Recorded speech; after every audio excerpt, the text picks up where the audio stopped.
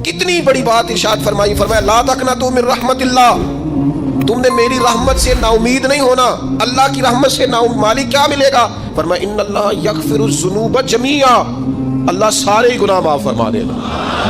तो जिन लोगों को अल्लाह की रहमत पर नबी करीम अलैहिस्सलाम तशरीफ फरमा है, इमाम गज़ाली ने लिखा है कि बद्दू आ गया देहाती सादा आदमी, सादे बंदे भी सादे होते हैं, उनका भी अपना तर्ज जिंदगी होता है। बद्दू आ गया सादा आदमी था, आते अस्सलाम वालेकुम लेके ना तो कोई बात ही नहीं, सीधा सीधा ही कहता या रसूल अल्लाह सल्लल्लाहु अलैहि वसल्लम ये बताएं क़यामत के दिन हिसाब किसने लेना है? तो उसको फरमाने लगे भाई ये तो बड़ी साफ सी और मुख्तसर सी और सादा सी बात है, हिसाब तो अल्लाह ताला ने लेना है। अब उसने जो लफ्ज़ कहे अल्लाह के हबीब की आंखों में आंसू आ गए, कहने लगे अगर अल्लाह ने हिसाब लेना है फिर इंशाल्लाह करम ही होगा। तो हुजूर फरमाने लगे तुम्हें ये उम्मीद किस तरह है? तो अर्ज़ करने लगे या रसूल अल्लाह, करीम जब गालिब आता है तो माफ़ ही करता है। जब करीम का गलबा होता है ना, करीम बंदा जब किसी पे कब्जा कर ले तो फिर माफ़ करता है, तो अल्लाह तो सबसे बड़ा मेहरबान है। वो बात की और अगला जुमला ही कोई नहीं कहा, वो चले गए। तो हुजूर अलैहिस्सलाम ने अब इस बात पर रिजल्ट दिया, फरमाने लगे करीम महबूब बंदा सादा था, बात बहुत बड़ी कर गया है, बड़ी बात कर गया सादा आदमी। मेरे अजीज, अल्लाह की रहमत पर जिन लोगों को उम्मीद हो उन्हें मौत से डर, और फिर जिनको महबूब की मुलाकात का शौक हो ना, हमने जान दे दी वादा दीदार पर, हमसे वादा किया गया था कि तुम मरोगे ना तो तुम्हें दीदार मिलेगा, तो हमने जान ही दे दी वादा दीदार, जान ही दे दी वादा दीदार पर।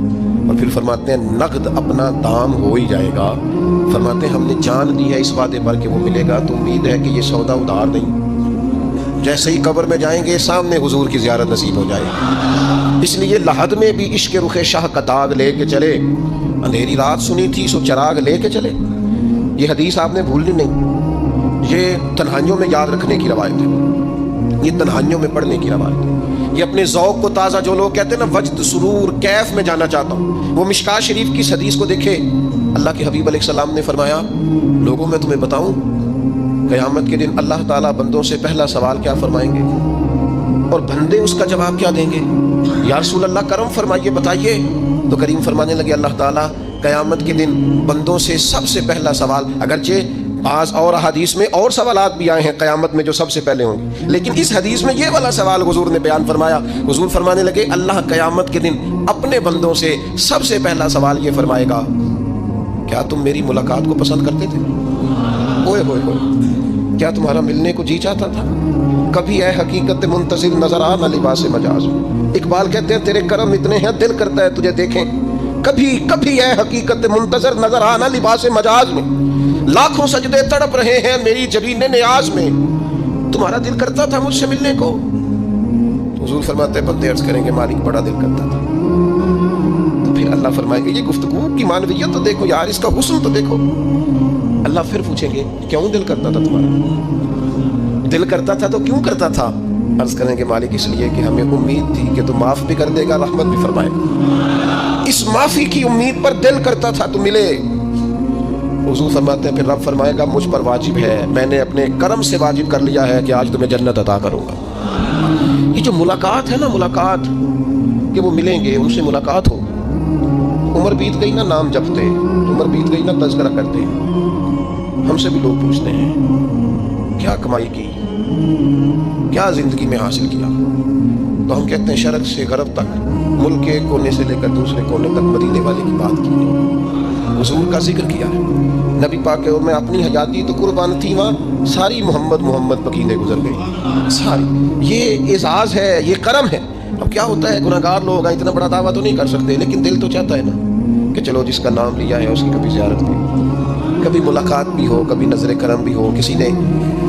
किसी ने अपने महबूब से कहा था कि ज़रा एक नज़र मुझ पे भी कीजिए, तो करीब बैठे एक शख्स ने कहा यार तूने बड़ा दावा किया है, जो महबूब होते हैं उनको तकलीफ नहीं दी जाती, तू कहता है पूरा चेहरा ही तेरी तरफ फेरे। तो फिर उसने उस दरवेश से पूछा कि मैं भला मैं क्या करूँ, मेरा दिल तो मेरा भी करता है ना। चलो ये तो आपकी बात ठीक है कि अब मैं महबूब से कहूँ कि इतनी तकलीफ करे कि मेरी तरफ पूरा रुख फेरे, तो ठीक नहीं, तो फिर बताएं मैं क्या करूँ?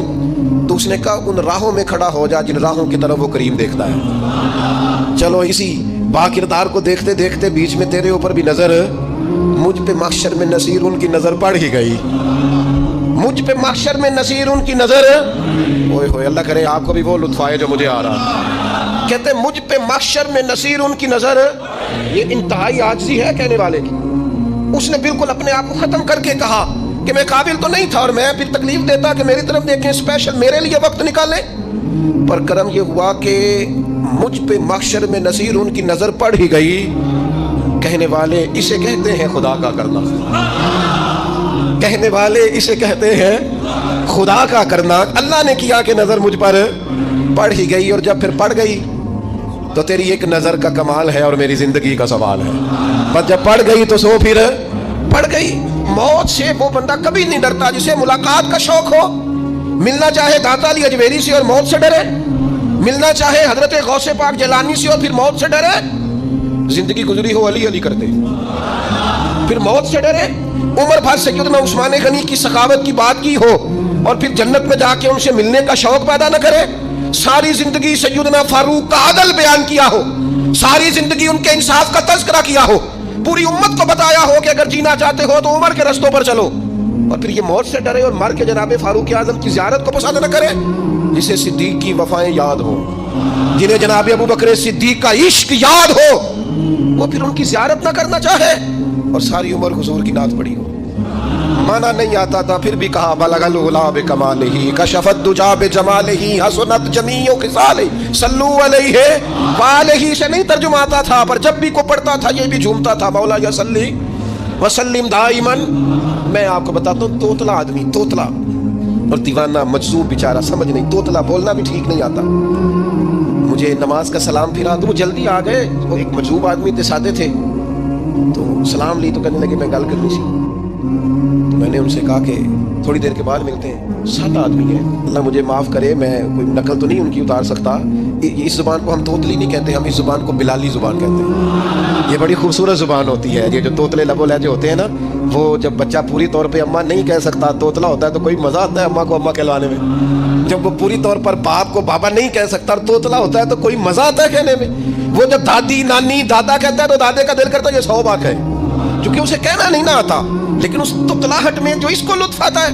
مجھے بڑے لوگ آ کے شعر سناتے ہیں, میں نے بڑے خوشگلو نعت خوانوں سے زندگی میں سنا ہے. وہ صاحب میرے پاس آئے اور میں نے کہا بعد میں ملیں گے.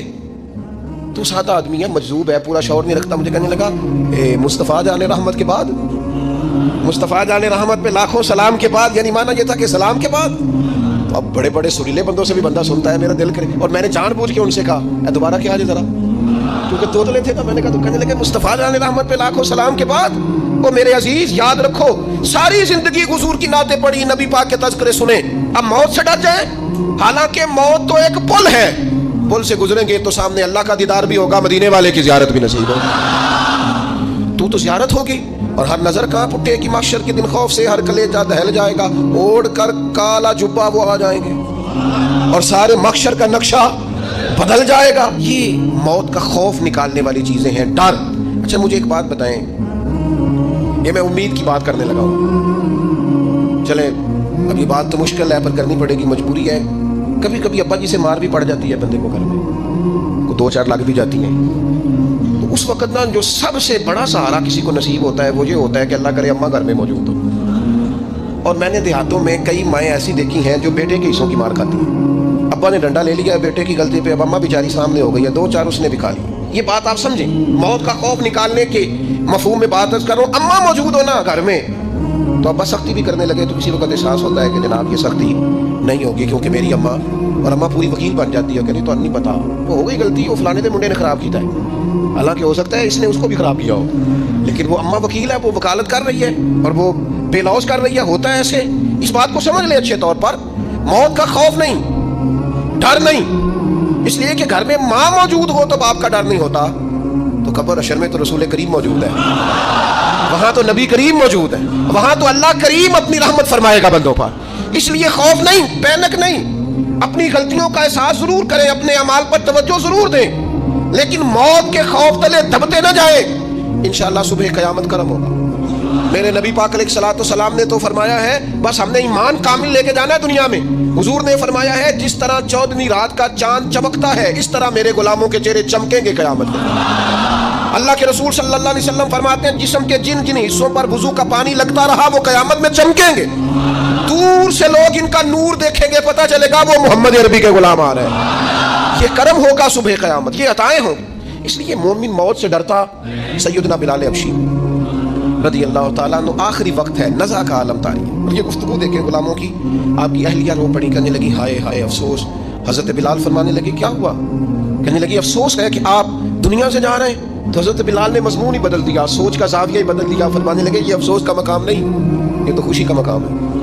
اس لیے کہ میری آج آنکھیں بند ہوں گی، قبر میں کھلیں گی، مدینے والے محبوب سے بھی ملوں گا، حضور کے غلاموں سے بھی ملوں گا صلی اللہ تعالیٰ علیہ وسلم. تو موت تو مقام مسرت ہے، اور اگر یہ مل جائے زندگی میں. ایک بدو ایمان لے آئے، ابن ماجہ میں موجود ہے. حضرت ابو ہریرہ رضی اللہ تعالیٰ عنہ حدیث کے راوی ہیں، فرماتے ہیں کہ بدو ایمان لائے اور انہوں نے حضور علیہ السلام کے ساتھ ہجرت بھی کی. ابن ماجہ میں موجود ہے. تو نبی پاک علیہ السلام نے انہیں ایک صحابی کے ساتھ کر دیا. اب ان کے کام کاج میں مصروف ہو گئے ان کے ساتھ. تو حضور علیہ السلام نے ایک جگہ سے مال غنیمت آیا. تو طریقہ مبارکہ یہ تھا کہ مال غنیمت میں سب کو حصہ دیا جاتا تھا. اگرچہ وہ جہاد پہ نہیں گئے، لیکن حضور نے انہیں بھی حصہ دیا. تو وہ صحابی تو رو پڑے، عرض کرنے لگے حضور میں اس کے لیے تو ایمان نہیں لایا تھا. حضور نے فرمایا پھر بتائیے، اگرچہ حضور جانتے ہیں کس لیے لائے تھے. عرض کی حضور میں تو اس لیے ایمان لایا تھا کہ میں رب کی راہ میں لڑوں گا اور میں اپنی جان پیش کروں گا. میں شہادت کے لیے ایمان لایا تھا، مجھے یہ مال دولت نہیں چاہیے. تھوڑی ہی دیر گزری کہ ایک اور مارکے کا اعلان ہو گیا، جنگ کا اعلان ہو گیا. حضور نے فرمایا چلو. وہ گئے اور چند ہی لمحے گزرے کہ وہ میدان میں اترے اور پھر شہید ہو گئے. صحابہ کرام ان کی مقدس لاش مبارک کو اٹھا کے محبوب کے قدموں میں لائے. تو نبی کریم نے کیا خوبصورت بات ارشاد فرمائی. حضور فرمانے لگے دیکھو اس نے اللہ کی تصدیق کی ہے تو رب نے بھی اس کی تصدیق فرما دی.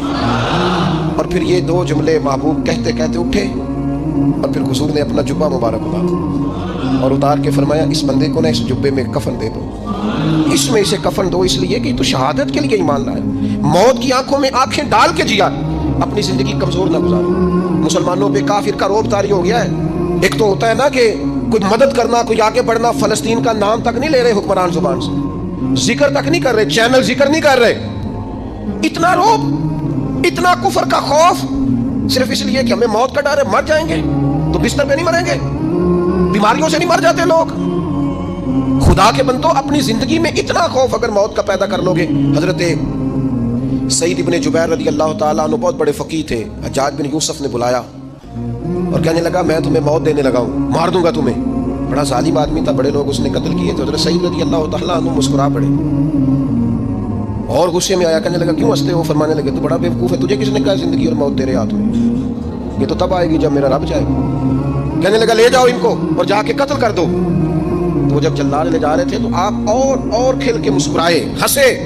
یہ آپ کی طاقت ہے کہ موت کو دیکھ کے مسکراہٹ ہو، لبوں پہ تبسم رقصہ، مسکرائے. جب آپ مسکرا رہے تھے تو اس کو اور غصہ ہے، واپس بلایا. کہنے لگا مسکراتے کیوں ہو؟ فرمانے لگے تیری جرت پہ مسکرا رہا ہوں، اور اس بات پہ مسکرا رہا ہوں کہ رب کتنا بے نیاز ہے، تیرے جیسے لوگوں کو بھی مہلت دے رکھی ہے، کتنا بے نیاز ہے، تیرے جیسے لوگوں کو مہلت. اور اس سے کہنے لگا میرے سامنے قتل کرو. حضرت سعید ابن جبیر رضی اللہ تعالیٰ عنہ نے منہ کعبے کی طرف کر کے پڑھنا شروع کیا. انی وجہت وجہی للذی فطر السماوات والارض حنیفا وما انا من المشرکین. آپ یہ پڑھ رہے تھے تو کہنے لگا اس کا منہ کعبے سے پھیر دو. کعبے سے منہ پھیرا تو آپ فرمانے لگے تو بڑا ہی بیوقوف ہے، میرا رب کو صرف کعبے کی طرف مقید ہے. وللہ المشرق والمغرب فاینما تولوا فثم وجہ اللہ. چہرہ پھیر دیا جب اس نے تو آپ فرمانے لگے مشرق بھی اللہ کا، مغرب بھی اللہ کا. اور اللہ فرماتا ہے تم جدھر بھی منہ کرو ادھر ہی اللہ کی رحمت ہے. یہ پڑھا تو اب اس نے لٹایا، اور جب وہ آپ کو قتل کر رہا تھا تو حضرت سعید ابن جبیر کی ایک زوردار آواز گونجی. فرمایا یاد رکھنا مجھے اسی طرح قتل کرنا جس طرح تم خود قیامت میں قتل ہونا پسند کرتے ہو. میرا آخرت پر یقین کامل ہے، محشر میں عدالت لگے گی، میں تمہیں قتل کروں گا میں. حضرت سعید ابن جبیر کی وہ جرت تھی کہ دربار سارا لرز گیا حجاج کا. حضرت سعید ابن جبیر رضی اللہ تعالیٰ عنہ کہنے لگے اللہ اسے میرے بعد کسی پر مسلط نہ کرنا، میرا قتل آخری ہو، میرے بعد نہ ہو. ڈر گئے لوگ، سہم گئے. اور وہ جو جلاد آپ کو قتل کر رہا تھا اس کے بھی ہاتھ کانپ رہے تھے. اتنی جرت، موت کا ایک منٹ کے لیے خوف نہیں. حضرت سعید ابن جبیر رضی اللہ تعالیٰ عنہ شہید ہو گئے تو اتنا خون نکلا، اتنا خون نکلا، اتنا خون نکلا، خون بند نہیں ہو رہا. ایک طبیب بیٹھا تھا ہانپتے کانپتے ڈرے ہوئے سہمے ہوئے. حجاج کہنے لگا اسے اتنا خون؟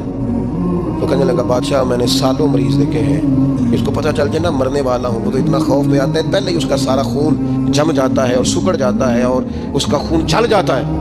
یہ جو بندہ تم نے شہید کیا ہے نا اس میں ایک رتی برابر بھی موت کا خوف نہیں. موت کے خوف سے بے نیاز تھا، اتنا خون نکلا. حضرت سعید ابن جبیر شہید ہوئے اسی دن حجاج کے پیٹ میں درد شروع ہوا، صرف 15 دن حجاج بعد میں زندہ رہا ہے 15 دن، اور ساری رات تڑپتا تھا، کہتا تھا مجھے خواب میں آ کے پیروں سے گھسیٹتے حضرت سعید ابن جبیر، چلاتا تڑپتا 15 دنوں کے اندر۔ طبیبوں نے کہا تیرا جو مرض ہے یہ کوئی آسمانی عذاب ہے۔ میرے عزیز، موت سے ڈرے نہیں، بلکہ جو ظالم ہو ان کو ڈرا دیں، یہ مومن کی شان ہے۔ اپنی زندگی کے اندر سے موت کا خوف نکال دیں تاکہ زندگی کے جو دن ہیں وہ جیے تو جا سکیں، وہ انسان مضبوطی سے وقت سے گزار سکے۔ حضرت علی شیر خدا رضی اللہ تعالیٰ عنہ نا وہ جیکٹ نہیں پہنتے تھے جنگی، جو کمر پہ پیچھے لوگ پہنتے تھے نا، تلوار کوئی مارے تو زخم نہ ہو، تو کسی نے مولا علی شیر خدا رضی اللہ تعالیٰ عنہ سے فرمایا پشت پر آپ وہ جیکٹ نہیں پہنتے لوہے کی، آپ فرمانے لگے پشت تو دکھانی نہیں، تو کہنے لگے موت سے ڈر نہیں آتا؟ فرمایا بالکل بھی نہیں، اور فرمایا مجھے بالکل ڈر نہیں آتا کہ میں موت پر آ گروں یا موت میرے اوپر جا گرے۔ ہم تو شہادت حضرت خالد بن ولید رضی اللہ تعالیٰ عنہ ایک دن نوجوانوں کو خطاب کرتے کرتے کہنے لگے موت سے کبھی نہ ڈرنا، میں نے ساری زندگی جنگوں میں گزاری ہے، میرے وجود پر ایک ذرہ بھی جسم کا حصہ ایسا نہیں جس پر زخم نہ ہو۔ اور جو کہتے کہتے رو پڑے، فرمانے لگے یہ بات کرتے کرتے رو پڑے، فرمانے لگے دیکھ لو زندگی ساری میدانوں میں گزاری ہے، لیکن شہادت اللہ تعالیٰ نے میرے لیے وہاں نہیں لکھی تھی، یہاں اللہ تعالیٰ نے اپنی رحمت کے لیے موت میرے لیے لکھی تھی، تو یہ تو اللہ کا کرم ہے۔ قریب ایک بزرگ صحابی اور بیٹھے تھے، فرمانے لگے آپ کی نیت شہادت کی تھی، انشاءاللہ آپ قیامت میں شہیدوں میں کھڑے کیے جائیں گے۔ تو میرے عزیز خوف نہیں موت کا۔ آخر میں 2-3 گزارشات عرض کرنی ہے۔ ایک تو میری آپ سے گزارش ہے، جنہوں نے ابھی تک قرآن مجید کی تلاوت شروع نہیں کی، وہ ابھی سے آج سے 10 منٹ ٹائم ہو تو مسجد میں بیٹھ کے ایک رکوع پڑھ کے جائیں، قرآن مجید نہیں چھوڑنا۔ رمضان کا تعارف یہ ہے کہ شہر رمضان الذی انزل فیہ القرآن، تو قرآن مجید سے دلچسپی۔ دوسری میری گزارش ہے راشن بانٹنے والوں سے بھی کہ مہربانی کریں لائنوں میں لگانا چھوڑ دیں، اور لینے والوں سے بھی میری عرض ہے کہ اللہ تعالیٰ سارا سال عطا کرتا ہے، 3-4 ہزار کے لیے کیوں اپنے آپ کو آپ تکلیف میں ڈالتے ہیں، سارا سال اللہ دیتا ہے۔ اور پھر میری آپ سے یہ بھی اپیل ہوگی کہ طبیعتوں میں حلم پیدا کریں، بردباری پیدا کریں، یہ بڑی ضروری چیز ہے۔ مثبت سوچیں لائیں، روزہ ہماری تربیت کرتا ہے۔ اور پھر آپ سے یہ بھی اپیل کروں گا رمضان شریف کی مقدس گھڑیوں میں صرف اپنے لیے نہیں سوچیں، امت کے لیے سوچیں، بالخصوص فلسطین کے مسلمانوں کے لیے۔ کم از کم دعا مومن کا تیار ہے، وہ تو جم کے کریں اللہ کے حضور۔